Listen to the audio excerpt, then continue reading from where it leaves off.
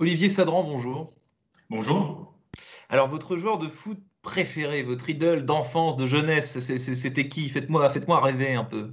C'est pas une idole d'enfance ni de jeunesse, mais c'est un des derniers joueurs que j'ai fréquenté et qui s'appelle Cahuzac, qui est aujourd'hui Ah. à Lens et qui pour moi est un exemple d'abnégation, de courage, de valeur collective, tout ce que devrait représenter le football.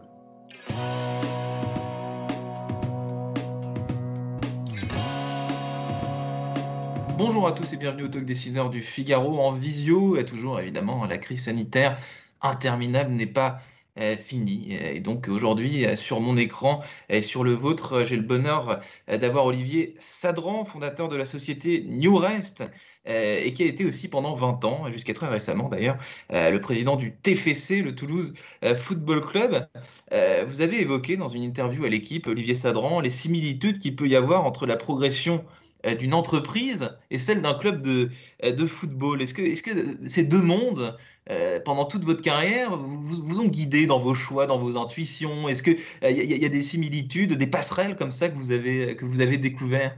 Bien sûr, elles sont nombreuses, pas qu'avec le football d'ailleurs, hein. Le sport en général a des passerelles monstrueuses avec l'entreprise. D'abord celle de l'animation d'une équipe, les challenges, les coups durs, les remontées qui doivent suivre ces coups durs, les choix tactiques et stratégiques aussi. Donc pour moi, il n'y a jamais eu de différence entre le sport et l'entreprise. Et d'ailleurs, si je peux me permettre, je suis ravi que beaucoup de sportifs aujourd'hui aient un double cursus, à la fois dans le sport et dans leurs études, ce qui fait qu'une fois leur carrière sportive terminée, ce sont des managers exceptionnels. Ils se reconvertissent parfois en commentateurs sportifs, en consultants, etc. Mais c'est pas toujours le cas. Il y a des tas de carrières possibles. Oui, c'est pas toujours le cas et c'est pas toujours là où ils sont le meilleur. Je dirais que ceux qui arrivent à couper, à basculer réellement dans l'entreprise évitent bien souvent un peu d'aigreur. Ouais, et ça, c'était pas le cas avant, ça. La possibilité pour un joueur de football professionnel de partir dans une autre carrière totalement différente. Non, je crois aussi que depuis une dizaine d'années, il y a des cursus d'études supérieures qui permettent d'allier à la fois une carrière sportive et la continuité de ses études et ça, c'est vraiment très bien. Mhm. Alors, je clôt le sujet foot, Olivier Sadran, pour parler business, même si les deux sont parfois liés. Vous avez monté plusieurs sociétés et vous êtes aujourd'hui à la tête de New Rest, une société de restauration industrielle spécialisée dans le domaine aérien, ferroviaire, maritime, ainsi que les collectivités. Vous employez plus de 30 000 personnes. Vous avez évidemment été très touché par cette crise sanitaire qui n'en finit plus. Qu'est-ce que vous avez fondamentalement et peut-être d'ailleurs durablement changé pendant cette année qui est en train de s'écouler? Écoutez, on a changé énormément notre façon de travailler en étant un petit peu contraint. Hmm.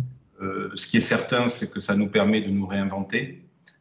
Nous avons, pour notre part, perdu quasiment sur 1,8 milliard, 800 millions d'euros de chiffre d'affaires. Nous avons encore des activités qui sont relativement solides et conséquentes dans le domaine des bases de vie, minières, pétrolières, dans celui de Ouais. la restauration collective, dans le ferroviaire. Par contre, bien sûr, le secteur de l'aérien est très touché.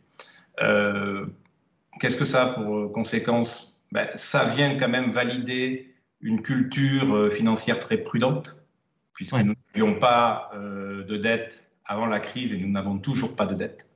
Nous avions une culture d'entreprise basée sur le partage du capital. 95% du capital appartient à 400 managers dans l'entreprise. Et dans ces moments-là, ce n'est pas un vain mot de dire que cette participation au capital, cette vision, cette compréhension du capitalisme génère quand même beaucoup plus d'efficience, beaucoup plus d'appartenance, beaucoup plus de résilience. Donc je trouve en toute humilité que les choix que nous avions faits avant la crise, celle d'ouvrir profondément et durablement le capital salarié, celle aussi de la diversification des métiers et de la diversification géographique, puisque nous sommes dans 60 pays, nous protège un petit peu aujourd'hui, mais malgré tout, nous sommes très touchés, et principalement en France, dans le domaine de l'aérien. Hum. Et d'ailleurs, ce que vous me dites amène à ma question, c'est que la résistance en ces temps un peu complexes, c'est aussi l'alliance. Je crois que vous avez formé des alliances avec différentes activités, différentes sociétés. La résistance, ça s'organise à plusieurs, on ne reste pas tout seul. De la même manière qu'on ouvre le capital à ses collaborateurs, le business, pour que ça survive, parfois on est obligé de s'allier. Oui, bien sûr. Alors là, je pense que vous faites référence à deux choses. D'abord, il va y avoir des opportunités avec de la réduction de capacité dans le monde. Dans le monde de l'aérien, il y a 4 à 5 gros acteurs, hein. Donc il va y avoir vraisemblablement un certain nombre de rapprochements.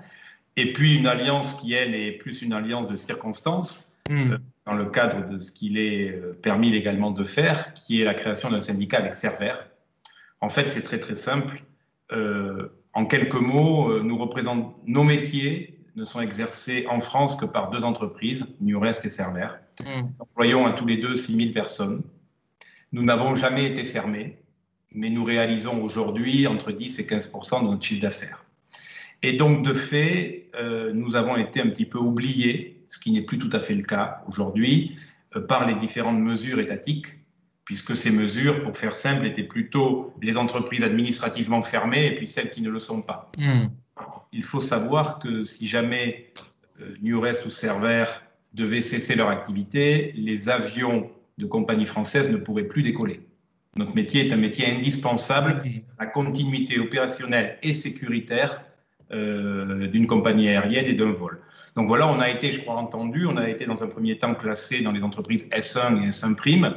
Ouais. Et puis maintenant, les nouvelles mesures font qu'on rentre vraiment dans cette catégorie d'entreprises qui vont, je l'espère, pouvoir bénéficier de l'exonération de charges, mais aussi et surtout d'un support, puisque nous sommes des métiers industriels. Et quand vous faites de l'industrie avec 15% de votre activité ou 10% de votre activité, vous imaginez bien avec des tarifs qui sont contractuels que vous ne pouvez pas vous en sortir. Voilà, je comprends que l'État français a beaucoup fait.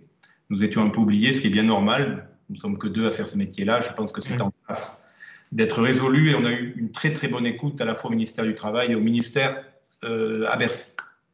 Se déplacer, voyager, Olivier Sadran, c'est instinctif pour les êtres humains, donc il n'y a aucune raison que cette volonté viscérale ne disparaisse. Demain, comment est-ce que vous le voyez, vous, le monde d'après? C'est un peu tarte à la crème comme question, mais tout le monde a son opinion, tout le monde a sa vision de ce fameux après-Covid qui, évidemment, c'est un fantasme absolu pour à peu près tout le monde, ça aussi. Oui, je crois qu'il y a quand même ce qui est un fantasme et quelque part de l'écriture de roman, de la réalité. Tout ça est bien sûr optimisé ou amplifié par les réseaux sociaux. Je pense que les gens ont besoin de voyager. Je pense qu'on a besoin de faire attention à notre planète, mais je pense qu'on doit aussi éviter beaucoup de contre-vérités. Voilà, ces contre-vérités sur tout ce qui est vert devrait être électrique. Encore faudrait-il résoudre le problème des batteries et de leur stockage dans le futur. Encore faudrait-il que l'électricité soit fabriquée dans des conditions qui fassent qu'elle soit réellement verte. Voilà, je crois que moi, je fais confiance à l'être humain et à la technologie pour progresser. Il ne faut pas nier les problèmes de notre planète et adosser les problèmes de notre planète à la crise sanitaire, au déplacement. Je crois que c'est une grave erreur. Et la plus grave erreur serait que les gens soient uniquement concentrés sur eux-mêmes, recentrés sur eux-mêmes. Vous savez, voyager, c'est d'abord découvrir les autres. Et découvrir les autres, c'est gagner en humilité et en connaissance. Voilà. Si le monde, je vais vous dire, moi, ce qui m'inquiète un petit peu, c'est que inconsciemment, j'ai quand même le sentiment, puisque je continue à voyager, j'ai quand même le sentiment que les pays occidentaux, de façon tout à fait inconsciente, se complaisent un petit peu dans ce support économique qui voudrait que l'on puisse vivre un petit peu refermé sur soi-même entre Uber Eats et Netflix avec un peu d'aide publique. Je crois qu'il faut faire attention à la durée de tout ça parce que les gens ont besoin de s'épanouir par eux-mêmes, d'aller vers l'autre, de rencontrer l'autre et on est en train de se couper de tout ça. Et ça, c'est quelque chose que vous avez réalisé pendant l'année qui vient de se passer, que l'Occident, vous dites, se complaît un peu dans cette... Écoutez, je fais d'abord attention de ne pas me transformer en vieux con, en expliquant que le monde d'avant était mieux et en essayant d'avoir un peu de réflexion et de comprendre le soi-disant monde d'après. Voilà, je crois que dans tout, il y a un équilibre.